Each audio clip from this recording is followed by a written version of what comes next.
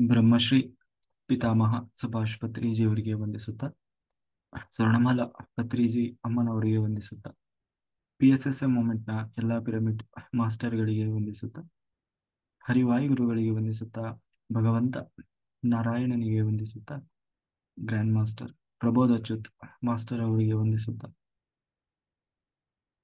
ಲೋಕ ಕಲ್ಯಾಣಾರ್ಥವಾಗಿ ಅಂತ ನಡೀತಾ ಇರುವ ನಮ್ಮ ಈ ಧ್ಯಾನ ಯಜ್ಞದಲ್ಲಿ ಭಾಗವಹಿಸಿದಂತಹ ಯೂಟ್ಯೂಬ್ ಮತ್ತು ಜೂಮ್ನಲ್ಲಿ ಭಾಗವಹಿಸಿದಂತಹ ಎಲ್ಲ ಧ್ಯಾನ ಯೋಗಿ ಬಂಧುಗಳಿಗೆ ವಂದಿಸುತ್ತಾ, ನಮ್ಮ ಈ ಧ್ಯಾನ ಯಜ್ಞಕ್ಕೆ ಸಮಸ್ತ ಬ್ರಹ್ಮಾದಿ ದೇವತೆಗಳನ್ನ ಯಕ್ಷಗಂಧರ್ವ ಕಿನ್ನರ ನಾಗರ ಚೈತನ್ಯವನ್ನ ಆವಾಹನೆಯನ್ನು ಮಾಡೋಣ. ಮೇಲಿನ ಲೋಕಗಳ ಎಲ್ಲ ಆಶ್ರಮ ಮಾಸ್ಟರ್ಸ್ ಅನ್ಲೈಟೆಡ್ ಮಾಸ್ಟರ್ ಚೈತನ್ಯವನ್ನ ಆವಾಹನೆಯನ್ನು ಮಾಡೋಣ. ಸಪ್ತರ್ಷಿಗಳನ್ನ, ಸಪ್ತರ್ಷಿ ಪತ್ನಿಯರನ್ನ, ತ್ರಿಮೂರ್ತಿಗಳನ್ನ, ತ್ರಿಶಕ್ತಿಯರನ್ನ, ನಮ್ಮೆಲ್ಲ ಪೂರ್ಣಾತ್ಮನನ್ನ, ಸುಂದರ ಮಾತೆಯನ್ನ ಆವಾಹನೆಯನ್ನು ಮಾಡೋಣ. ಲೋಕ ಕಲ್ಯಾಣಾರ್ಥವಾಗಿ ಅಂತ ಹೇಳಿ ಯಾರೆಲ್ಲ ಕೂತು ತಪಸ್ ಮಾಡ್ತಾ ಇದ್ದಾರೆ, ದೇಹ ಮಾಡ್ತಾ ಇದ್ದಾರೆ, ಯೋಗಿಗಳು, ಸಿದ್ಧಪುರುಷರು, ಋಷಿಮುನಿಗಳು, ಹಿಮಾಲಯದ ಯೋಗಿಗಳು, ಅವರೆಲ್ಲರ ಚೈತನ್ಯವನ್ನು ಕೂಡ ನಮ್ಮ ಈ ಧ್ಯಾನ ಯಜ್ಞದಲ್ಲಿ ಆವಾಹನೆಯನ್ನು ಮಾಡೋಣ. ಸದಾನಂದ ಯೋಗಿಗಳು, ಮಹಾತಾರ್ ಬಾಬಾಜಿಯವರು, ರಮಣ ಮಹರ್ಷಿಗಳು, ಲಹರಿ ಮಹರ್ಷಿಗಳು, ಸಾಯಿಬಾಬಾ, ರಾಘವೇಂದ್ರ ಸ್ವಾಮಿಗಳು, ಬುದ್ಧ ಭಗವಾನರು, ಮಹಾವೀರರ ಚೈತನ್ಯವನ್ನ ಆವಾಹನೆಯನ್ನು ಮಾಡ್ತಾ, ವಿಶ್ವರೂಪಿಯಾದ ಬ್ರಹ್ಮ ಸ್ವರೂಪಿಯಾದ ಭಗವಂತನನ್ನ ಆವಾಹನೆಯನ್ನು ಮಾಡ್ತಾ, ಅವರೆಲ್ಲರ ಚೈತನ್ಯ ಫ್ರೀಕ್ವೆನ್ಸಿಯಲ್ಲಿ ನಾವೆಲ್ಲರೂ ಒಂದಾಗಿ ಈ ಧ್ಯಾನ ಯಜ್ಞದಲ್ಲಿ ಮುಂದುವರಿಯೋಣ ಅಂತ ಹೇಳ್ತಾ, ಮಾಸ್ಟರ್ಸ್, ನಾವು ಇವತ್ತಿನಿಂದ ಸಜ್ಜನ ಸಾಂಗತ್ಯದಲ್ಲಿ ಪದ್ಮಪುರಾಣದ ಚಿಂತನೆಯನ್ನು ಮಾಡೋಣ. ಅದರಲ್ಲೂ ನಾವು ಧ್ಯಾನ ಯೋಗದಲ್ಲಿರುವವರು ನಮಗೆ ಜ್ಞಾನದ ದೃಷ್ಟಿಯಲ್ಲಿ ಎಷ್ಟು ಅವಶ್ಯಕತೆ ಇದೆ, ಏನು ಅವಶ್ಯಕತೆ ಇದೆ, ಅದರ ಆಧಾರದ ಮೇಲೆ ಅದರಲ್ಲಿ ಕೆಲವು ಆಯ್ದ ವಿಷಯಗಳನ್ನು ನಾವು ಚಿಂತನೆಯನ್ನು ಮಾಡೋಣ. ಹಾಗೆ ಯಾಕೆಂದ್ರೆ ಪದ್ಮಪುರಾಣ ಅಂತಂದ್ರೆ ಅದರಲ್ಲಿ ಯಾವುದೋ, ಈಗ ರಾಮಾಯಣ ಅಂತಂದ್ರೆ ರಾಮನ ಬಗ್ಗೆನೇ ಇಡೀ ರಾಮನ ಚರಿತ್ರೆ ಬಗ್ಗೆ ಬರ್ತದೆ. ಆ ಆಮೇಲೆ ಈಗ ದತ್ತಾತ್ರೇಯ ಪುರಾಣ ಅಂತಂದ್ರೆ ಅಲ್ಲಿ ದತ್ತಾತ್ರೇಯನ ಬಗ್ಗೆನೇ ಬರ್ತದೆ. ಹಾಗೆ ಈ ಮಹಾಭಾರತ ಅಂತಂದ್ರೆ ಅಲ್ಲಿ ಕೌರವ ಪಾಂಡವರು ಒಂದು ಸುಮಾರು 60% ಕೌರವ ಪಾಂಡವರ ಚರಿತ್ರೆಯ ಬಗ್ಗೆ ಬರ್ತದೆ. ಇನ್ನು 40% ಉಪಕಥೆಗಳು ಬರ್ತದೆ, ಬೇರೆ ಬೇರೆ ವಿಷಯಗಳಿಗೆ ಸಂಬಂಧಪಟ್ಟಂತ, ಅಂದ್ರೆ ಜ್ಞಾನಕ್ಕೆ ಸಂಬಂಧಪಟ್ಟಂತ ವಿಚಾರಗಳು. ಹಾಗೆ ಇಲ್ಲಿ ಪದ್ಮಪುರಾಣದಲ್ಲೂ ಕೂಡ ಬಹಳಷ್ಟು ಉಪಕಥೆಗಳು ಅಂತ ಹೇಳಿ ಬರ್ತದೆ. ಅದರಲ್ಲಿ ನಮಗೆ ಬಹಳ ಆ ಉಪಕಾರಿಯಾಗುವಂಥದ್ದು ಅಥವಾ ನಮಗೆ ಅವಶ್ಯಕತೆ ಇರುವಂಥದ್ದು ಒಂದು ಘಟನೆ, ಅದು ಒಂದು ದಂಪತಿಯ ನಡುವೆ ನಡೆಯುವಂತಹ ಒಂದು ಸಂಭಾಷಣೆ. ಅಂದ್ರೆ ಒಬ್ಬ ಒಳ್ಳೆಯ ಸಾತ್ವಿಕರಾದಂತಹ ದಂಪತಿಗಳು, ಗಂಡ ಹೆಂಡತಿ, ಅವರ ನಡುವೆ ನಡೆದಂತಹ ಒಂದು ಸಂಭಾಷಣೆ. ಅದರಲ್ಲಿ ಆ ಸಂಭಾಷಣೆಯಲ್ಲಿ ಏನಾಗ್ತದೆ ಅಂತಂದ್ರೆ, ಆ ಹೆಂಡತಿ ಗಂಡನಿಗೆ ಉಪದೇಶ ಮಾಡ್ತಾಳೆ, ತನಗೆ ತಿಳಿದಂತಹ ಜ್ಞಾನವನ್ನ, ನೋಡ್ರಿ ಹಾಗೆ, ನೋಡ್ರಿ ಯಜಮಾನ್ರಿ ಹೀಗೆ ಅಂತ ಹೇಳಿ ಹೆಂಡತಿ ಗಂಡನಿಗೆ ಉಪದೇಶ ಮಾಡುವಂಥದ್ದು. ಆ ಅದನ್ನ ತುಂಬಾ ಚೆನ್ನಾಗಿ ಅವ್ರು ಹೇಳ್ಕೊಂಡು ಹೋಗ್ತಾರೆ. ಅದರಲ್ಲಿ ಪಾಪ ಅಂದ್ರೆ ಏನು, ಪುಣ್ಯ ಅಂದ್ರೆ ಏನು, ಕರ್ಮ ಅಂದ್ರೆ ಏನು, ನಮಗೆ ಪಾಪ ಹೇಗೆ ಬರ್ತದೆ, ಪುಣ್ಯ ಹೇಗೆ ಬರ್ತದೆ, ಸಂಬಂಧಗಳು ಹೇಗೆ ಬರ್ತದೆ, ಪಾವ ಮತ್ತೆ ಸಾವು ಅನ್ನೋದು ಹೇಗೆ ಸಂಭವಿಸ್ತದೆ, ಹೇಗೆ ಪುಣ್ಯವನ್ನು ಹೇಗೆ ಸಂಪಾದನೆ ಮಾಡುವುದು, ಹೀಗೆ ಎಷ್ಟೋ ನಮ್ಮ ಪ್ರಶ್ನೆಗಳಿಗೆ ಆ ಸಂಭಾಷಣೆಯಲ್ಲಿ ಅವರು ಚರ್ಚೆ ಮಾಡ್ತಾ ಹೋಗ್ತಾರೆ. ಅದು ಅಂತಂದ್ರೆ ಸುಮನ, ಆ ಹೆಣ್ಣುಮಗಳ ಹೆಸರು ಸುಮನ. ಆಯ್ತು. ಆ ಒಂದು ಅವರ ಯಜಮಾನರ ಹೆಸರು ಸೋಮಶರ್ಮ ಅಂತ ಹೇಳಿ. ಇಬ್ಬರು ಒಳ್ಳೆ ಯೋಗ್ಯ ದಂಪತಿಗಳು. ಅವರ ಇಬ್ಬರ ನಡುವೆ ನಡೆದಂತಹ ಒಂದು ಸಂಭಾಷಣೆ ಸುಮನ ಮತ್ತೆ ಸೋಮಶರ್ಮ. ಆವಾಗ ಅದರಲ್ಲಿ ಸೋಮಶರ್ಮ ಬಹಳ ಚಿಂತಾಕ್ರಾಂತನಾಗಿ ಕೂತ್ಕೊಂಡಿದ್ದಾನೆ, ಬಹಳ ಚಿಂತೆ ಮಾಡ್ತಾ ಇದ್ದ. ಯಾಕೆ ಚಿಂತೆ ಮಾಡ್ತಾ ಇದ್ದಾನೆ ಅಂತಂದ್ರೆ, ಯಾವಾಗ್ಲೂ ಚಿಂತೆ ಮಾಡ್ತಾ ಇದ್ದ.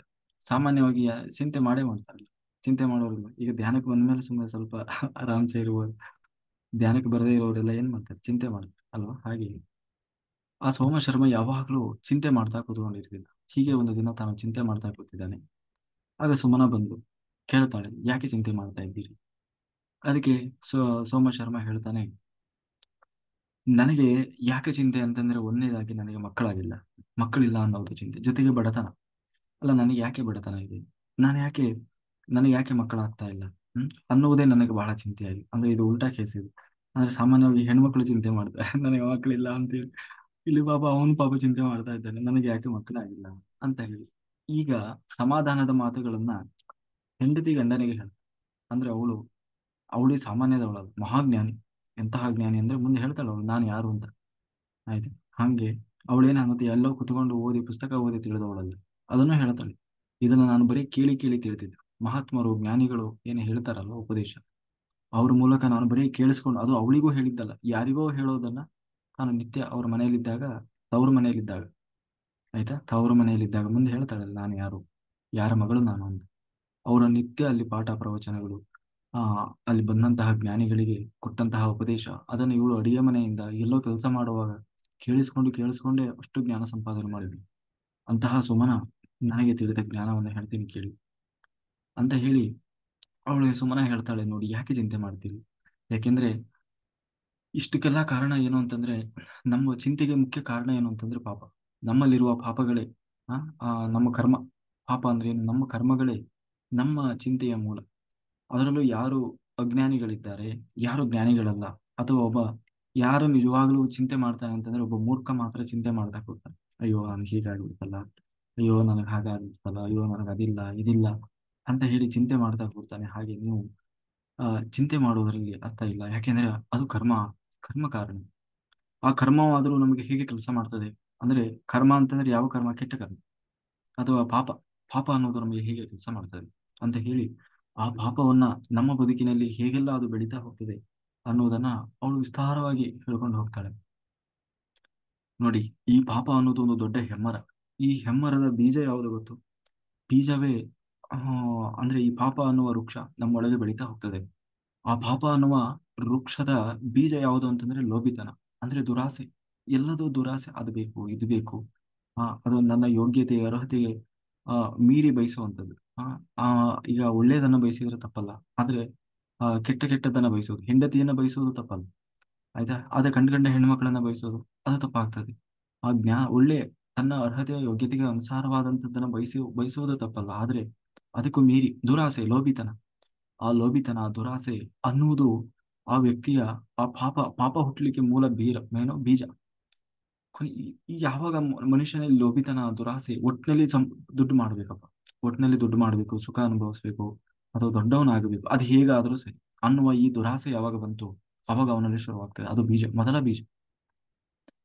ಎರಡನೇದು ಹುಟ್ಟೋದೇ ಏನು ಅಂತಂದ್ರೆ ಬೇರು. ಆ ಬೀಜ ಯಾವಾಗ ಮೊಳಕೆ ಹೊಡಿತು ಅಂದ್ರೆ, ಈ ರೀತಿ ಯಾವಾಗ ಆಲೋಚನೆಗಳು ಬಂದು ಆ ಬೀಜ ಮೊಳಕೆ ಹೊಡಿತವೆ ಅಂದ್ರೆ, ನೆಕ್ಸ್ಟ್ ಎರಡನೇದು ಬೇರುಗಳು ಬಿಡ್ತವೆ. ಏನು ಅಂದ್ರೆ ಅದೇ ಮೋಹ.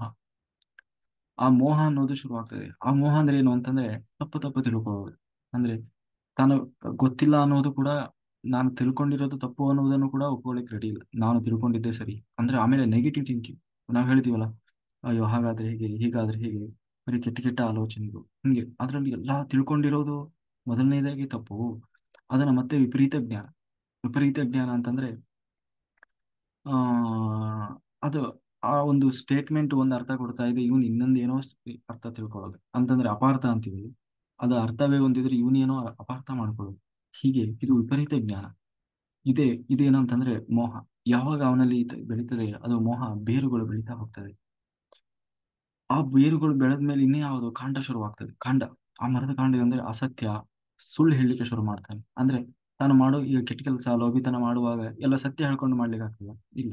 ಅಪಪ್ರಚಾರ ಮಾಡೋದು, ಸುಳ್ಳು ಹೇಳೋದು, ವಾಚಾಳಿತನ, ಹೀಗೆ ಅವನಿಗೆ ಇಚ್ಛಾ ಹೆಚ್ಚಿ ಮಾತಾಡೋದು, ಸುಳ್ಳು ಸುಳ್ಳು ಹೇಳ್ಕೊಂಡು ಓಡಾಡೋದು.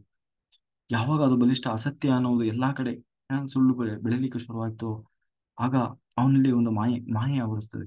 ಅಂತಂದ್ರೆ ಆ ಮಾಯೆ ಅನ್ನೋದು ಆ ಪಾಪ ಎಂಬ ವೃಕ್ಷದ ರೆಂಬೆ ಕೊಂಬೆಗಳು ಆ ಮಾಯೆಯನ್ನ ಹೊಂದಿಕೊಳ್ಳುತ್ತದೆ. ಅಂತಂದ್ರೆ ಮಾಯೆ ಅಂದ್ರೆ ಏನು?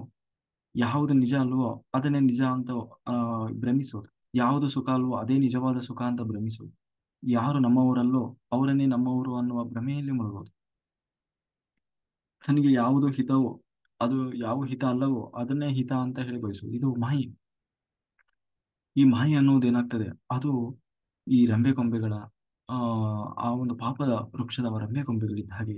ಇನ್ನು ಅದರಿಂದ ಆ ಎಲ್ಲ ಮರ ಬೆಳೆದ ಮೇಲೆ ಇನ್ನೇ ಯಾವುದು ಹೂವು ಬಿಡ್ಬೇಕಲ್ಲ, ಅದೇ ಆ ಹೂವು ಅಂತಲ್ಲ, ಕೆಟ್ಟ ಬುದ್ಧಿ. ಇಷ್ಟೆಲ್ಲ ಆದ್ಮೇಲೆ ಮನಸ್ಸಲ್ಲಿ ಬರೋದೇನು? ಕೆಟ್ಟ ಬುದ್ಧಿ. ಅಂದ್ರೆ ಕೆಟ್ಟದ್ದು, ಬರೀ ಆ ಕೆಟ್ಟ ನಿರ್ಧಾರಗಳನ್ನ ತಗೊಳ್ಳೋದು. ಎಲ್ಲರೂ ಹೇಳ್ತಾರೆ ಹಾಗೆ ಮಾಡಬೇಡ, ಅದು ತಪ್ಪು, ಇಲ್ಲ ನಾನು ಹಾಗೆ ಮಾಡೋದು, ಅಲ್ಲ ಅದನ್ನ ನಾವು ನನ್ನ ಇಷ್ಟ, ಅದು ನಾನು ಹೆಂಗಾದ್ರೂ ಮಾಡ್ತೀನಿ, ನಿಮಗೆ ಯಾಕೆ, ಈ ರೀತಿ ಅಂದ್ರೆ ಅವನ ಆಲೋಚನೆಗಳೇ ನೆಗೆಟಿವ್ ಆಗಿರ್ತವೆ, ಕೆಟ್ಟ. ಆಮೇಲೆ ಅವನಿಗೆ ಯಾಕೆಂದ್ರೆ ನಾವು ಈಗ ಸಮಾಜ ಅಂದಾಗ ಎಲ್ಲವೂ ಇರ್ತದೆ. ಒಳ್ಳೆಯದು ಇರ್ತದೆ, ಕೆಟ್ಟದ್ದು ಇರ್ತದೆ, ಒಳ್ಳೆಯದು ನಡೀತಾ ಇರ್ತದೆ, ಕೆಟ್ಟದ್ದೂ ನಡೀತಾ ಇರ್ತದೆ. ಒಳ್ಳೆಯ ಜನರು ಒಳ್ಳೆಯವರು ಇರ್ತಾರೆ, ಕೆಟ್ಟವರು ಇರ್ತಾರೆ. ಆದ್ರೆ ಒಳ್ಳೆಯವನು ಯಾವಾಗ್ಲೂ ಒಳ್ಳೆಯದನ್ನೇ ಗಮನಿಸ್ತಾನೆ, ಒಳ್ಳೆಯದನ್ನೇ ಇಟ್ಟುಕೊಳ್ತಾನೆ, ಒಳ್ಳೆಯದನ್ನು ಮಾತ್ರ ತನ್ನದಾಗಿ ಇಟ್ಟುಕೊಳ್ತಾನೆ. ಕೆಟ್ಟದನ್ನ ಬಿಟ್ಟಾಕಿ ಬಿಡ್ತಾನೆ. ಕೆಟ್ಟವರನ್ನು ಬಿಟ್ಟಾಕ್ತಾನೆ. ಕೆಟ್ಟವರು ಏನೋ ಮಾತಾಡಿದ್ರು, ಏನೋ ಹೇಳಿದ್ರು ಅಂದ್ರೆ ಅದನ್ನು ಬಿಟ್ಟಾಕಿ ಬಿಡ್ತಾನೆ. ಆದ್ರೆ ಇವನ್ ಏನ್ ಮಾಡ್ತಾನೆ, ಯಾವ ಅಥವಾ ಒಳ್ಳೆಯವರು ಏನ್ ಮಾಡ್ತಾರೆ, ಒಳ್ಳೆಯ ಗುಣಗಳನ್ನ, ಒಳ್ಳೆಯ ಅವರಲ್ಲಿರುವಂತಹ ಒಳ್ಳೆಯ ಬುದ್ಧಿಯನ್ನ ನೆನೆಸ್ಕೊಂಡು ಕೆಟ್ಟದ್ದನ್ನ ಆಲೋಚನೆ ಮಾಡ್ಲಿಕ್ಕೆ ಹೋಗಲ್ಲ. ಆದ್ರೆ ಇವನ್ ಏನ್ ಮಾಡ್ತಾನೆ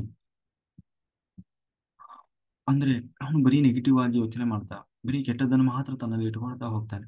ಅದು ಏನಾಗ್ತದೆ, ಅದೇ ಅವನ ಹೂ. ಯಾವಾಗ ಹೀಗೆ ಅವನಲ್ಲಿ ಅದು ವಿಪರೀತ ಆಗ್ತದೆ, ಅದರ ಫಲ ಯಾವುದು ಅಂತಂದ್ರೆ ಅಜ್ಞಾನ. ಇಷ್ಟರಿಂದ ಅಂದ್ರೆ ತಿಳ್ಕೊಳ್ಬೇಕು ಅನ್ನೋ ಆಸೆಯೂ ಇಲ್ಲ, ಎಲ್ಲ ಅಜ್ಞಾನ. ಅಂದ್ರೆ ನಾನು ಯಾರು ಅಂತ ಗೊತ್ತಿಲ್ಲ, ಏನ್ ಮಾಡಬೇಕು ಅಂತ ಗೊತ್ತಿಲ್ಲ, ಏನ್ ಮಾಡ್ತಾ ಇದ್ದೀನಿ ಅನ್ನೋದು ಗೊತ್ತಿಲ್ಲ, ಯಾವ್ದು ಮಾಡಬೇಕು ಯಾವ್ದು ಮಾಡಬಾರದು, ಹೇಗೆ ಯಾರಿಗೆ ಹೇಗೆ ಹೇಳಬೇಕು ಏನು ಗೊತ್ತಿಲ್ಲ, ಎಲ್ಲ ಅಜ್ಞಾನ. ಅಜ್ಞಾನದಲ್ಲಿ ತನ್ನ ಮನಸ್ಸಿಗೆ ಬುದ್ಧಿಗೆ ಆ ಕೆಟ್ಟ ದುರ್ಬುದ್ಧಿಗೆ ಏನು ಬರ್ತದೋ ಅದನ್ನು ಮಾಡ್ತಾ ಮಾಡ್ತಾ ಹೋಗ್ತಾನೆ. ಅದು ಇಷ್ಟೆಲ್ಲ ಆ ಪಾಪ ಎಂಬ ಇರುವುದು ಫಲ, ಅದು ಕೊನೆಗೆ ಫಲ.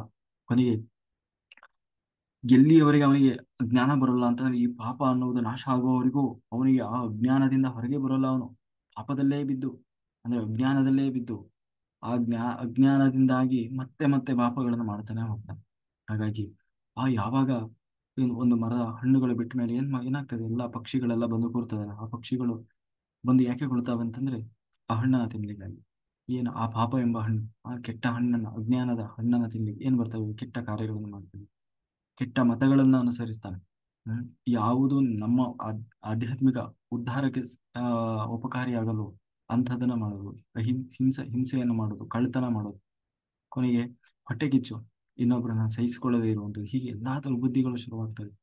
ಇಲ್ಲ, ಕೊನೆಗೆ ಇದೆಲ್ಲದರ ಫಲ ಏನು ಅಂತಂದ್ರೆ ಅಧರ್ಮ ಎನ್ನುವ ರಸವನ್ನು ಪಡಿತಾ ಹೋಗ್ತಾನೆ ಈ ಪಾಪ ಎಂಬ ವೃಕ್ಷದಿಂದ. ಹಾಗಾಗಿ ಒಬ್ಬ ಜ್ಞಾನಿಯಾದವನು ಯಾವತ್ತೂ ಚಿಂತೆ ಮಾಡೋದಿಲ್ಲ. ಯಾಕೆಂದ್ರೆ ಇಲ್ಲಿಯವರೆಗೆ ಏನಾಗಿತ್ತು ಅದೆಲ್ಲ ನನ್ನ ಭಗವಂತನ ಸಂಕಲ್ಪ ಏನಿತ್ತು ಅದು ನಡೆದಿದೆ. ಈಗ ನಡೀತಾ ಇರೋದು ಕೂಡ ಭಗವಂತನ ಸಂಕಲ್ಪ ಏನಿದೆ ನಡೀತಾ ಇದೆ. ಮುಂದೂ ಕೂಡ ಆ ಏನು ನಡಿಬೇಕಂತ ಇದೆ, ಎಲ್ಲವೂ ಆಗೋದೆಲ್ಲ ಒಳ್ಳೆಯದಕ್ಕೆ. ನನ್ನ ಜೊತೆಗೆ ನನ್ನ ಕರ್ಮ ಪ್ರಾರಬ್ಧಕ್ಕೆ ಏನು ಅನುಗುಣವಾಗಿ ಏನು ನಡಿಬೇಕು, ಏನು ಆಗ್ಬೇಕು ಅಂತ ಇದೆಯೋ ಅದನ್ನೇ ನಡೀತಾ ಇದೆ ಅಂತ ಹೇಳಿ ಒಬ್ಬ ಜ್ಞಾನಿಯಾದವನು ತಿಳ್ಕೊಳ್ತಾನೆ. ಅದೇ ಒಬ್ಬ ಮೂರ್ಖನಾದವನು ಅದನ್ನೇ ಚಿಂತೆ ಮಾಡ್ತಾ ಹೋಗ್ತಾನೆ. ಹಾಗಾಗಿ ಈ ಚಿಂತೆ ಬರೋದು ಎಲ್ಲಿಂದ ಅಂತಾರೆ, ಈ ಮೂಲ ಬೀಜ. ಯಾವುದು ಬೀಜ? ಏನೋ ಲೋಭಿತನ, ಅಂದ್ರೆ ನನಗೆ ದುರಾಸೆ, ನನಗೆ ಅದು ಬೇಕು ಇದು ಬೇಕು, ನನಗೆ ಅದರಿಂದ ಸುಖ ಸಿಗ್ತದೇನೋ, ಇದರಿಂದ ಸುಖ ಸಿಗ್ತದೇನೋ, ಅಂದ್ರೆ ತನ್ನ ಯೋಗ್ಯತೆ ಅರ್ಹತೆ ಮೀರಿ ಬಯಸೋದು. ಆಮೇಲೆ ಕೊನೆಗೆ ಹೇಳ್ತಾಳೆ, ನೋಡು, ಇನ್ನು ಇದನ್ನ ಹೇಳಿದೆ ಅಲ್ವ, ಇನ್ನು ಎರಡನೇದು ಮಕ್ಕಳಿಲ್ಲ ಅಂತಿದೆ. ನೋಡು, ಯಾರು ಮಕ್ಕಳು, ಯಾರು ಈ ಎಲ್ಲಾ ಸಂಬಂಧಗಳೆಲ್ಲವೂ ಯಾವುದು ನಿಜ ಅಲ್ಲ ಇದು. ಜಗತ್ತಿನಲ್ಲಿ ಯಾರು ಸಂಬಂಧಿಗಳೇ ಅಲ್ಲ. ಮತ್ತೆ ಎಲ್ಲವೂ ಒಂದು ನಾಟಕ ರಂಗ ಇದು. ಆ ನೀನ್ ಅದನ್ನೇ ಮಾಯ ಅನ್ನೋದು. ಇವರು ನನ್ನ ತಂದೆ ತಾಯಿ, ಇವ್ರ ಗಂಡ ಹೆಂಡತಿ ಮಕ್ಕಳು, ಇದೆಲ್ಲ ಒಂದು ಮಾಯ ಇದು. ಯಾರೂ ನಿಜವಾಗ್ಲೂ ಸಂಬಂಧಿಗಳಲ್ಲ. ಆದ್ರೆ ನಾವು ಅನ್ಕೊಳ್ತೀವಿ. ಯಾಕೆ ನೀನ್ ಸಂಬಂಧಿಗಳಂತ ಹೇಳ್ತಾ ಇದೆಯಲ್ಲ, ಕೇಳ್ತೀನಿ, ಯಾರ್ಯಾರು ಹೇಗೆ ಹೇಗೆ ಸಂಬಂಧಿಗಳಾಗ್ತಾರೆ ಅನ್ನೋದನ್ನ ನಾನು ಹೇಳ್ತೇನೆ. ಹ್ಮ್. ಅಂದ್ರೆ ಇವತ್ತು ನಮಗೆಲ್ಲ ಬಂದಿದಾರಲ್ವ, ತಂದೆಯಾಗಿ ತಾಯಿಯಾಗಿ, ಅಣ್ಣ ತಮ್ಮಂದಿರಾಗಿ, ಮಕ್ಕಳಾಗಿ, ಗಂಡ ಹೆಂಡತಿ, ಇವರೆಲ್ಲ ಸುಮ್ಮನೆ ಬಂದಿಲ್ಲ ಇವ್ರು. ಅದಕ್ಕೆ ಕಾರಣ ಇದೆ. ಆ ಕಾರಣಗಳನ್ನ ಹೇಳ್ಕೊಂಡು ಹೋಗ್ತಾರೆ. ಏನದು ಕಾರಣ ಅಂತಂದ್ರೆ, ಅದಕ್ಕೆ ಹೇಳ್ತಾಳೆ ಸುಮನ, ನೋಡಿ, ಆ ಇಲ್ಲಿ ಯಾರು ಕೂಡ ಅವರ ಅವನ್ ಏನು ನಮಗಾಗಿ ಅಂತ ಯಾರು ಬರಲ್ಲ. ತಂದೆ ಇರ್ಬೋದು, ತಾಯಿ ಇರ್ಬೋದು, ಮಕ್ಕಳಿರ್ಬೋದು, ಗಂಡ ಇರ್ಬೋದು, ಹೆಂಡತಿ ಇರ್ಬೋದು, ನಮ್ಮ ಉಪಕಾರಕ್ಕಾಗಿ ಅಂತ ಹೇಳಿ ಯಾರೋ ಬರೋದಿಲ್ಲ. ಮತ್ತೆ ಅವ್ರಿಗೇನೋ ಇರ್ತದೆ, ಅಂದ್ರೆ ಅವರದ್ದು ಏನೋ ಸ್ವಾರ್ಥ ಇದೆ, ಅದಕ್ಕಾಗಿ ಬರ್ತಾರೆ. ಅಥವಾ ನಾವು ಇರ್ಬೋದು, ಅವರೇ ಇರ್ಬೋದು, ನಮ್ದು ಏನೋ ನಡಿಬೇಕಾಗಿದೆ, ಆ ಕಾರಣವನ್ನು ಇಟ್ಕೊಂಡು ಬರ್ತಾರೆ. ಅದಕ್ಕೆ 4 ಕಾರಣ ಹೇಳ್ತಾವ. ಏನು ಅಂತಂದ್ರೆ, 4 ಸಂಬಂಧಿಗಳಾಗಿ ಬರ್ಲಿಕ್ಕೆ. ಸಂಬಂಧಿಗಳು ಯಾವ ರೂಪದಲ್ಲಿ ಆದ್ರೂ ಆಗಿರ್ಬೋದು, ಅವ್ರ ಅದರಲ್ಲೂ ಜಾಸ್ತಿಯಾಗಿ ಮಕ್ಕಳಾಗಿ, ಗಂಡ ಆಗಿ, ಹೆಂಡತಿಯಾಗಿ. ಇದು 3. ಯಾಕೆಂದ್ರೆ ಇವರು ಬಹಳ ಹತ್ತಿರದ ಸಂಬಂಧಿಗಳಲ್ಲಿ. ಹಾಗೆ ಅದರಲ್ಲಿ ಮೊದಲನೇದಾಗಿ ಋಣ. ನಾವು ಹೇಳ್ತೀವಲ್ಲ, ಏನು ಋಣಾನುಬಂಧ ರೂಪೇಣ ಪಶುಪತಿ ಸುತಾಲಿ ಅಂತ. ಎಲ್ಲದಕ್ಕೂ ಋಣ ಬೇಕು ಅಂತೆಲ್ಲ. ಆ ಋಣ ಅನ್ನೋದು ಏನು ಅಂತಂದ್ರೆ, ಆ ಸಾಲ. ಅಂದ್ರೆ ಅದು ದುಡ್ಡಿನ ರೂಪದಲ್ಲೇ ಇರ್ಬೇಕಂತೇನಿಲ್ಲ, ಉಪಕಾರದ ರೂಪದಲ್ಲಿ ಇರ್ಬೋದು, ಸಹಾಯ, ಈ ರೀತಿಯಾದ್ದು. ಅದು ಋಣ. ಅದಕ್ಕೆ ಹೇಳೋದು, ಯಾರ ಋಣನ ಇಟ್ಕೊಳ್ಬಾರ್ದು ಅಂತೀವಿ. ಹಾಗೆ ಆ ಋಣ ಆ ಋಣವನ್ನ ತೀರಿಸ್ಲಿಕ್ಕಾಗಿ ಸಂಬಂಧಿಗಳಾಗಿ ಬರ್ತಾರೆ. ಇದು ಒಂದನೇದು. ಎರಡನೇದು, ದ್ರೋಹ. ನಾವು ಯಾರಿಗೋ ನಂಬಿಕೆ ದ್ರೋಹ ಮಾಡ್ತೀವಿ. ಯಾರೋ ನಮಗೇನೋ ಕೊಟ್ಟಿರ್ತಾರೆ, ಇಟ್ಕೊಳ್ಳಿ. ನಮ್ಮ ಮೇಲೆ ಬಹಳ ವಿಶ್ವಾಸ ಮಾಡಿ ನಮಗೆ ಏನೋ ಕೊಟ್ಟಿರ್ತಾರೆ, ಅಥವಾ ನಮ್ಮ ಮೇಲೆ ನಂಬಿಕೆಯಿಂದ ಅವ್ರದ್ದೆಲ್ಲ ರಹಸ್ಯಗಳನ್ನು ನಮ್ಗೆ ಹೇಳಿರ್ತಾರೆ. ಆದ್ರೆ ನಾವು ದುರಾಸೆಗೆ ಬಿದ್ದು ಅವ್ರದನ್ನ ಪಡಿಬೇಕು ಅಂತ ಹೇಳಿ ಏನ್ ಮಾಡ್ತೀವಿ, ಅವರಿಗೆ ನಂಬಿಕೆ ದ್ರೋಹ ಮಾಡಿಬಿಡ್ತೀವಿ. ಆ ನಂಬಿಕೆ ದ್ರೋಹವನ್ನ ನಮಗೆ ರಿವರ್ಸ್ ಮಾಡ್ಲಿಕ್ಕಾಗಿ ಎರಡನೇವರು ಏನ್ ಬರ್ತಾರೆ, ಸಂಬಂಧಿಗಳಾಗಿ ಬರ್ತಾರೆ. ಅದು ಗಂಡ ಇರ್ಬೋದು, ಹೆಂಡತಿ ಇರ್ಬೋದು, ಮಕ್ಕಳು ಇರ್ಬೋದು, ಯಾವ ರೂಪದಲ್ಲಾದ್ರೂ ಆಗಲಿ. ಇನ್ನು ಮೂರನೇದು, ಎರಡನೇದು, ನಮಗೆ ಲಾಭ ಕೊಡ್ಲಿಕ್ಕೆ, ಅಂದ್ರೆ ನಿಜವಾಗ್ಲೂ ಅವರಿಂದ ನಮ್ಗೆ ಏನ್ ಕೆಟ್ಟದಾಗಲ್ಲ, ಅಂದ್ರೆ ಇವ್ರಿಗೆ ಹೇಗೆ ಅಂತ ಲಾಭ ನೀಡ್ಲಿಕ್ಕೆ ಅಂತಾನೆ ನಮ್ಮ ಸಂಬಂಧಿಗಳಾಗಿ ಬರ್ತಾರೆ. ಅಂದ್ರೆ ಗಂಡನಾಗಿ ಬರ್ತಾನೆ ಅಥವಾ ಹೆಂಡತಿಯಾಗಿ ಬಹಳ ಖುಷಿ ಕೊಡ್ತಾರೆ. ಇದು ಮೂರನೇ. ಇನ್ನು ನಾಲ್ಕನೇವ್ರು ಏನು ಅಂತಂದ್ರೆ ಉದಾಸೀನ. ಅವ್ರಿಗೆ ಏನು ಆ ಅವ್ರೇನ್ ನಮ್ಗೆ ಕೆಟ್ಟದ್ದು ಮಾಡಲ್ಲ, ಒಳ್ಳೇದು ಮಾಡಲ್ಲ. ಅಂತಂದ್ರೆ ಈ ಕಡೆ ಆ ಆ, ಕೆಟ್ಟದ್ದು ಮಾಡಲ್ಲ, ಅಥವಾ ನೀವೇನಾದ್ರೂ ಆ ಅವರಿಗೆ ಭಾವನೆಗಳು ಇರೋಲ್ಲ. ನೀವು ನಕ್ರೆ ನಗ್ತಾರೆ, ಮಾತಾಡಿದ್ರೆ ಮಾತಾಡ್ತಾರೆ. ಆ, ಏನಿಲ್ಲ ಅಂದ್ರೆ ಏನೂ ಇಲ್ಲ. ಹೀಗೆ ಅಂದ್ರೆ ಅವರಿಂದ ನಿಮಗೆ ಕೆಟ್ಟದ್ದು ಇಲ್ಲ, ಒಳ್ಳೆಯದು ಇಲ್ಲ. ಒಟ್ಟಲ್ಲಿ ಇರ್ಬೇಕಲ್ಲ, ಇರ್ತಾರೆ. ಕೊನೆಗೆ ಅವರು ನಿಮ್ಮ ಹತ್ರ ನಿಮ್ಮೇನು ದುಡ್ಡು ಕೇಳಲ್ಲ. ತಂದೆ ಮಕ್ಕಳಾಗಿ ಬಂದಿದ್ದಾರೆ ಅಂದ್ರೆ ತಂದೆ ತಾಯಿ ಹತ್ರ ಜಾಸ್ತಿ ಅವರಿಗೆ ಹೊರೆನೂ ಆಗೋಲ್ಲ, ಅವ್ರಿಗೆ ಕಷ್ಟ ಕೊಡಲ್ಲ. ಅಯ್ಯೋ ಏನ್ ಗೋಳು ಹೊಯ್ಕೊಳ್ತದಪ್ಪ ಇದು ಅನ್ಸೋಲ್ಲ. ಅವ್ರ ಪಾಡಿಗೆ ಅದಿರ್ತದೆ, ಶಾಲೆ ಹೋಗ್ತದೆ ಬರ್ತದೆ, ಕೊಟ್ಟಿದ್ ತಿಂತದೆ, ಸುಮ್ಮನೆ ಕೂತ್ಕೊಳ್ತದೆ ಒಂದಿನ. ಕೊನೆಗೂ ಅಷ್ಟೇ ಅದು. ಆಮೇಲೆ ಅವನು ಏನೋ ಒಂದು ಮೊದ್ಲಿಗೂ ದುಡ್ಡು ಕೇಳಲಿಲ್ಲ. ಆಮೇಲೆ ಅವನು ಏನೋ ಓದಿದ ಬರದ ಕೆಲಸ ತಗೊಂಡ, ಆಮೇಲೂ ಅವ್ರ ಬಗ್ಗೆ ತಲೆ ಕೆಡಿಸ್ಕೊಳ್ಳೋದು ತಂದೆ ತಾಯಿ. ಎಲ್ಲೋ ಹೋಗ್ತಾನೆ, ಅವನ ಪಾಡಿಗೆ ಅವ್ನು ಬದುಕ್ತಾನೆ. ಕೊನೆಗೊಂದಿನ ಅಂತ್ಯಕಾಲದಲ್ಲೂ ಕೂಡ ಬರಲ್ಲ. ಯಾಕೆಂದ್ರೆ ಅವನಿಗೆ ಅವರಿಗೂ ಅವನ ಪಾಲಿಗೆ ಅವರಿಗೂ ಇಲ್ಲ, ಇವರಿಗೂ ಇಲ್ಲ. ಆ ತರದ ಮಕ್ಕಳು. ಇದು ನಾಲ್ಕನೇ ಸಂಬಂಧಿಗಳು. ಹೀಗೆ ಇದೆಲ್ಲ ಕಾರಣ ಇದೆ, ಸುಮ್ನೆ ಬರಲ್ಲ ಈ ತರ. ಅದಕ್ಕೆ ಈಗ ಅದನ್ನು ಪುನಃ ತಾನೇ ಅದು ಯಾಕೆ ಅಂತ ಹೇಳಿ ವಿಸ್ತಾರವಾಗಿ ತಾನು ಹೇಳ್ಕೊಂಡು ಹೋಗ್ತಾಳೆ. ಮೊದಲನೇದಾಗಿ ಋಣ, ಅಂದ್ರೆ ಸಾಲ, ದುಡ್ಡು, ಉಪಕಾರ. ಇದರಲ್ಲಿ ಮೂರು ತರ ಇದೆ. ಯಾರಪ್ಪ ಅವರು ಅಂತಂದ್ರೆ ಅದನ್ನ ಹೇಳ್ತಾ ಇದ್ದಾಳೆ. ಮೊದಲನೇದಾಗಿ ಆ, ನೀವು ನಮಗೆ ಆ ಯಾರಿಗೋ ನಾವು ಸಾಲ ಕೊಟ್ಟಿದ್ದೀವಿ, ಯಾರೋ ನಮಗೆ ಸಾಲ ಕೊಟ್ಟಿದ್ದೀವಿ ಅಲ್ವ. ಆ ಸಾಲವನ್ನು ನಮಗೆ ನಾವು ವಾಪಸ್ ಕೊಡ್ಲಿಲ್ಲ ಅನ್ನೋದಕ್ಕಿಂತ ಆ ಏನಂತೀವಿ ನಾವು, ಆ ನಂಬಿಕೆ ದ್ರೋಹ. ಮುಖ್ಯವಾಗಿ ನಂಬಿಕೆ ದ್ರೋಹ ಮಾಡಿರ್ತೀವಲ್ಲ. ಅಂದ್ರೆ ಪಾಪ ಅವರು ನಮಗೇನೋ ಬಹಳ ಆಸೆಯಿಂದ ಕೊಟ್ಟಿರ್ತಾರೆ. ಅವ್ರದ್ದೇನೋ ಆ ಬಹಳ ಇಷ್ಟಪಟ್ಟು ನಮ್ಮ ಮೇಲಿನ ನಂಬಿಕೆಯಿಂದ ಕೊಟ್ಟಿರ್ತಾರೆ. ಅದಕ್ಕೆ ನಾವೇನ್ ಮಾಡಿರ್ತೀವಿ, ದ್ರೋಹ ಮಾಡಿ ಹಿಂದಿನ ಜನ್ಮ ಅವರು ಈ ಜನ್ಮದಲ್ಲಿ ಬರ್ತಾರೆ, ಮಗನಾಗಿ ಬರ್ತಾರೆ. ಮಗನಾಗಿಯೋ, ಗಂಡನಾಗಿಯೋ, ಹೆಂಡತಿಯಾಗಿಯೋ, ಇಲ್ಲ ಯಾವ ತುಂಬಾ ನಮಗೆ ಬಹಳ ಪ್ರೀತಿ ಪಾತ್ರರಾಗಿ ಬಹಳ ಹತ್ತಿರದ ಸಂಬಂಧಿಗಳಾಗಿ ಬರ್ತಾರೆ, ಅಥವಾ ಪ್ರೇಯಸಿಯಾಗಿಯೋ ಹೀಗೆ, ಅಥವಾ ಪ್ರಿಯತಮನಾಗಿಯೋ ಬರ್ಬೋದು. ಬಂದಾಗ ಅವ್ರು ಹೇಗಿರ್ತಾರೆ, ಅವರ ಗುಣಲಕ್ಷಣಗಳೇನು, ಅಂದ್ರೆ ನಾವು ಹಿಂದಿನ ಜನ್ಮದಲ್ಲಿ ಅವರಿಗೆ ದ್ರೋಹ ಮಾಡಿದ್ದೀವಿ, ಅವರು ನಮಗೆ ಈಗ ಯಾವುದೋ ನಮ್ಮ ಹತ್ತಿರದ ಸಂಬಂಧಿಗಳಾಗಿ ಬಂದಿದ್ದಾರೆ. ಬಂದಾಗ ಅವರು ನಮ್ಮ ಜೊತೆಗೆ ಹೇಗಿರ್ತಾರೆ ಅದನ್ನ ಸುಮ್ಮನೆ ಹೇಳ್ತಾ ಇದ್ದಾಳೆ. ಬಹಳ ನೋಡ್ಲಿಕ್ಕೆ ಬಹಳ ಸುಂದರವಾಗಿರ್ತಾರೆ, ರೂಪ ಗುಣವಂತರಾಗಿರ್ತಾರೆ. ಅಂಥವ್ರು ಈ ಬೇರೆಯವ್ರು ಇರ್ಲಿಕ್ಕೆ ಸಾಧ್ಯ ಇಲ್ಲ, ಅಷ್ಟು ಗುಣ, ರೂಪ, ನೋಡ್ಲಿಕ್ಕೂ ಅಷ್ಟು ಚಂದ ಇರ್ತಾರೆ. ಅವ್ರನ್ನ ನೋಡೋದೇ ಒಂದು ಚಂದ, ಅಂದ್ರೆ ಮನ್ಸಿಗೂ ಬಹಳ ಇಷ್ಟ ಆಗ್ತದೆ ಹೊರಗಡೆಯಿಂದ. ತುಂಬಾ ಒಳ್ಳೆಯದು. ಒಂದು ಮಾತು ತಪ್ಪಿ ಮಾತಾಡೋದು, ಆಯ್ತಾ. ಅಷ್ಟು ಚೆನ್ನಾಗಿ ನಮ್ಮ ಜೊತೆಗೆ ಇರ್ತಾರೆ. ಅದು ಮಗ ಇರ್ಬೋದು. ಇಂತಹ ಮಗ ಹುಟ್ಲಿಕ್ಕೆ ಸಾಧ್ಯ ಇಲ್ಲಪ್ಪ, ಇಂತಹ ಮಗನನ್ನ ಪಡೆದ ನಾನೇ ಭಾಗ್ಯ ಅನ್ಬೇಕು ಅವರಮ್ಮ. ಅವ್ರಪ್ಪ ಹೇಳ್ಬೇಕು, ಇಂತಹ ಮಗ ಯಾರಿಗೂ ಸಿಗ್ಲಿಕ್ಕೆ ಸಾಧ್ಯ ಇಲ್ಲ, ಇಂತಹ ಗಂಡ, ಇಂತಹ ಹೆಂಡತಿ, ಇಂಥವ್ರು ನನಗೆ ಸಾಧ್ಯವೇ ಇಲ್ಲ ಅನ್ನುವಷ್ಟು ಅಷ್ಟು ಒಳ್ಳೆಯವನಾಗಿರ್ತಾನೆ, ಆಯ್ತಾ. ಎಲ್ಲ ಅಪ್ಪ ಅಮ್ಮ ಏನ್ ಕೇಳ್ತಾರೆ ಎಲ್ಲ ಕೊಡಿಸ್ತಾನೆ. ಅಪ್ಪ ಅವ್ರು ಕೇಳೋದ್ಕಿಂತ ಮುಂದೆ ತಂದು ಕೊಡ್ತಾನೆ, ಮೊದ್ಲೇ ತಂದು ಕೊಡ್ತಾರೆ. ನಮ್ಮ ಅಪ್ಪನಿಗೆ ಏನಿಷ್ಟ, ನಮ್ಮ ಅಮ್ಮನಿಗೆ ಏನಿಷ್ಟ, ಆ ಅವರ ಕಷ್ಟ ಸುಖ ಎಲ್ಲವನ್ನ ನೋಡ್ಕೊಳ್ತಾ ಇರ್ತಾನೆ. ಅವ್ರಿಗೆ ಒಂದು ದಿವಸ ಅವರಿಗೆ ದುಃಖ ಕೊಡಲ್ಲ, ಒಂದು ದಿನ ಅವರಿಗೆ ಅವ್ರ ಕಣ್ಣಲ್ಲಿ ಕಣ್ಣೀರ್ ಹಾಕ್ಸಲ್ಲ. ಅಷ್ಟು ಪ್ರೀತಿ ಕೊಟ್ಟಿರ್ತಾನೆ. ಅವ್ರು ಎಷ್ಟು ಅಂತಂದ್ರೆ ಅವನ ಸರ್ವಸ್ವವನ್ನು, ನೀನೇ ನನಗೆ ಸರ್ವಸ್ವ ಅನ್ನುವಷ್ಟು ಅವರು ಹಚ್ಕೊಂಡು ಬಿಡ್ತಾರೆ, ಆಯ್ತಾ. ನಿನ್ನ ಬಿಟ್ಟು ಒಂದು ಕ್ಷಣವೂ ನನಗೆ ಇರ್ಲಿಕ್ಕೆ ಆಗಲ್ಲ ಅನ್ನುವಷ್ಟು ಹಚ್ಕೊಳ್ತಾರೆ.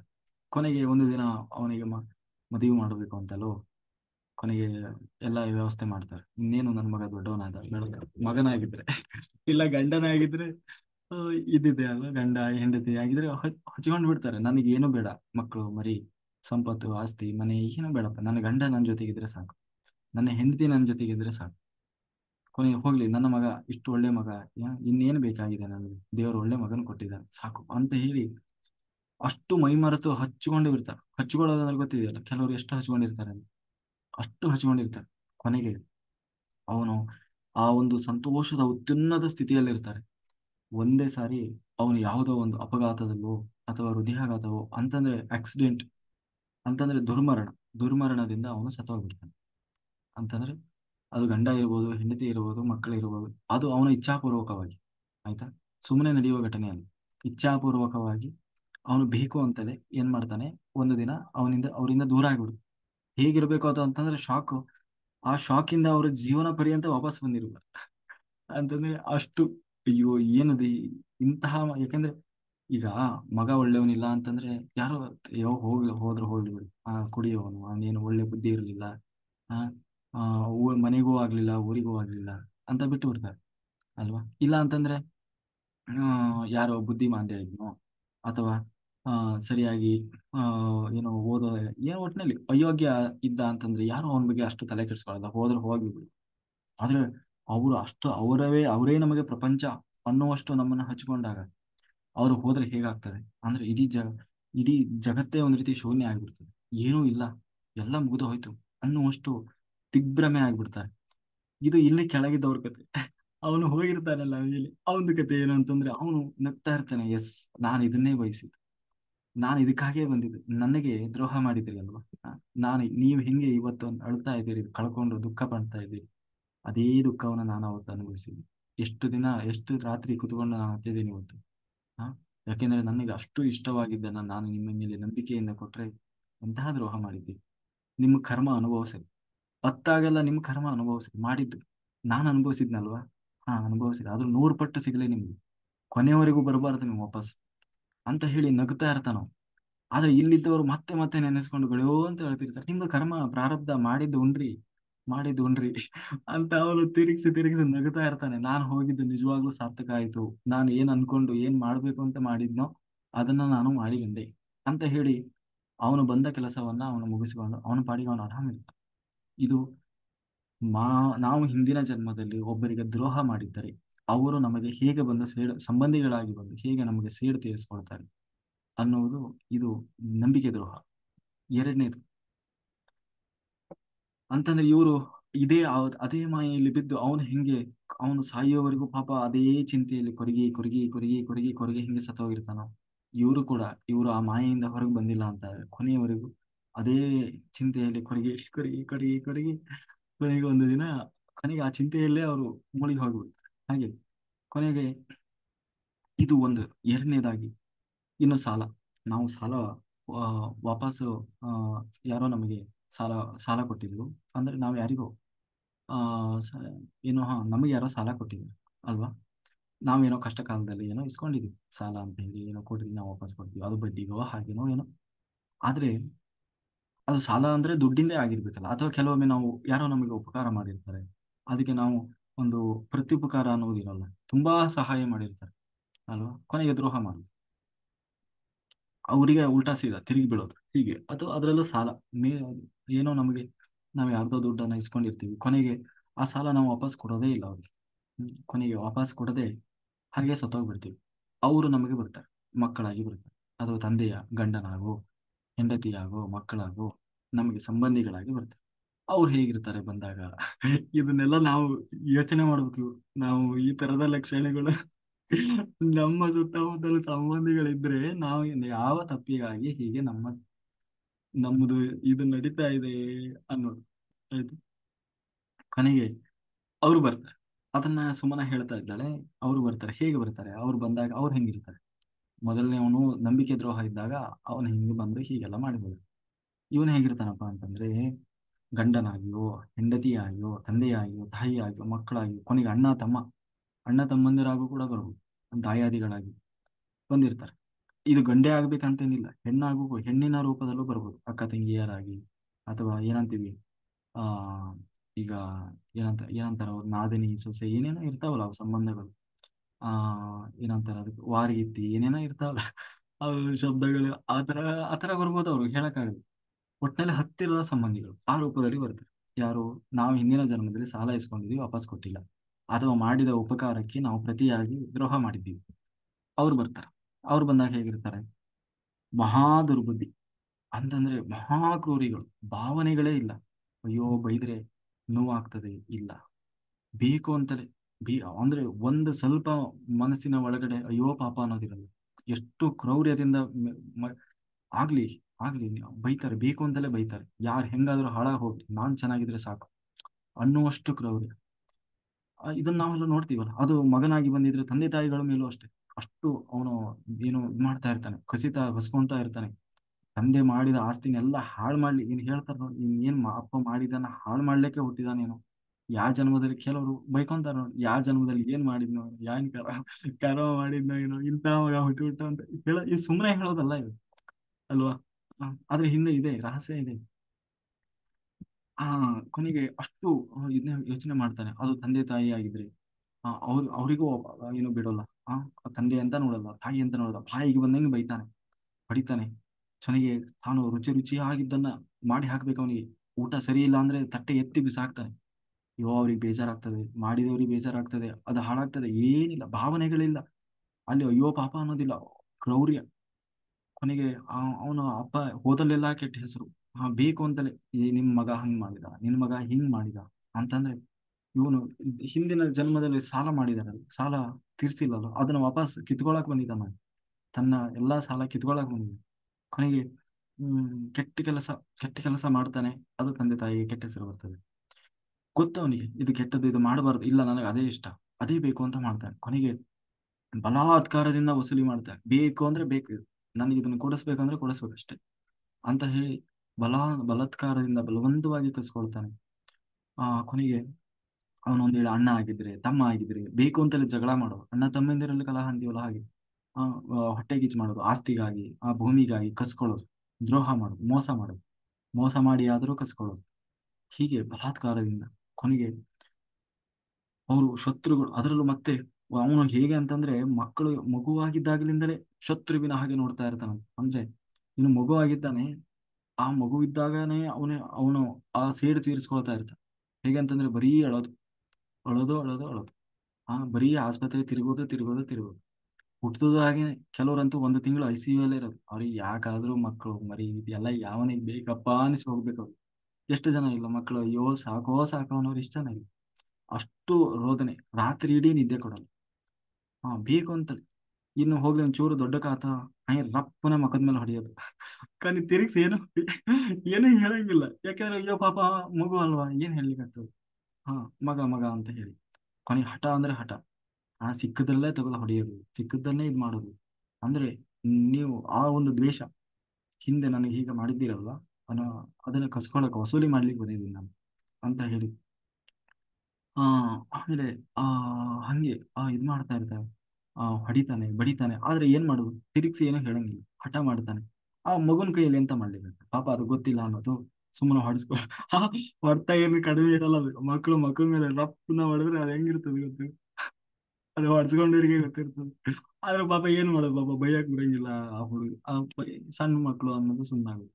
ಹಂಗೆ ಅವಾಗಿಂದಲೇ ಅಷ್ಟು ಕಾಟ ಕೊಡ್ತದೆ.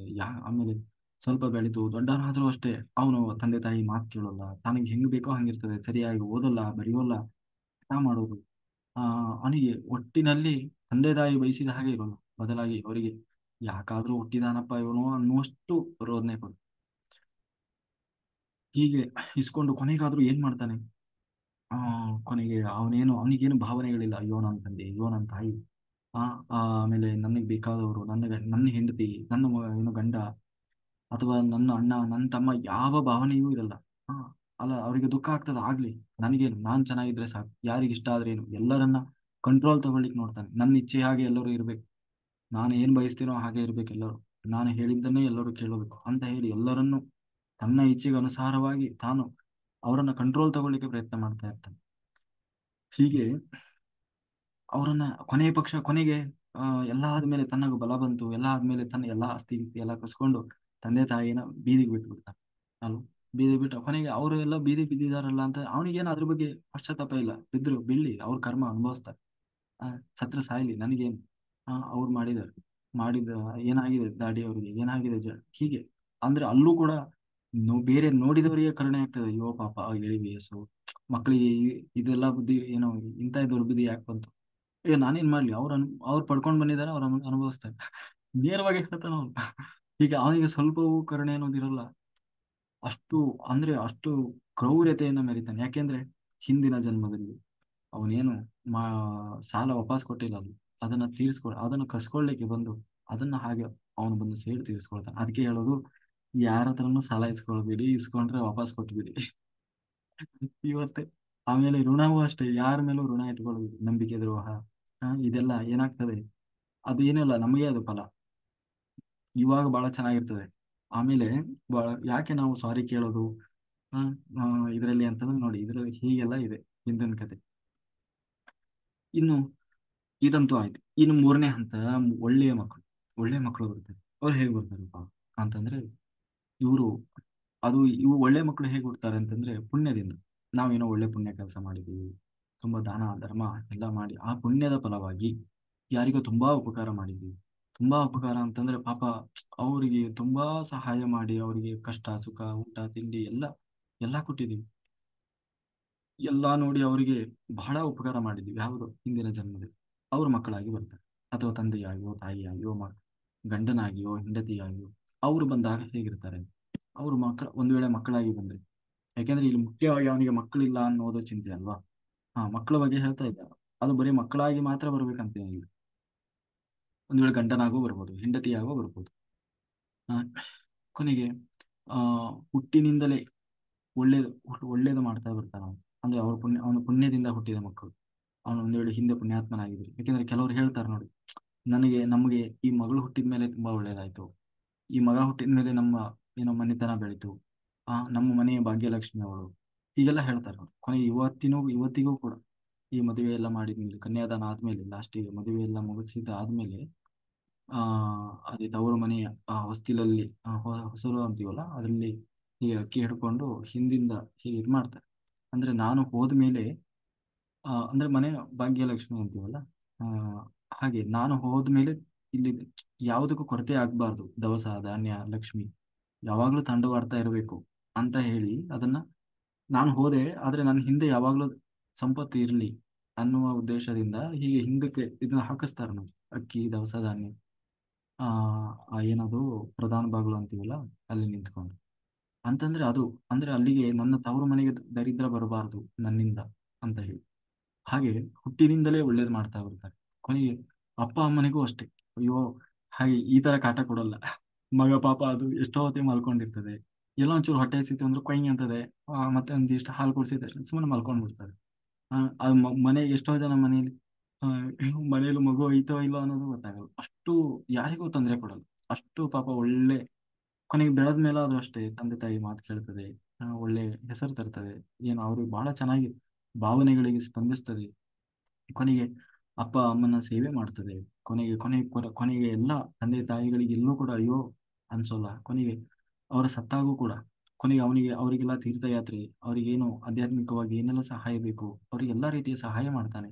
ಕೊನೆಗೆ ಅಪ್ಪ ಅಮ್ಮ ಸತ್ತಾಗ ಅವರಿಗೆ ಮಾಡಬೇಕಾದಂತಹ ಎಲ್ಲಾ ಶ್ರಾದ್ದಾದಿ ಕಾರ್ಯಗಳನ್ನು ಮಾಡ್ತಾನೆ.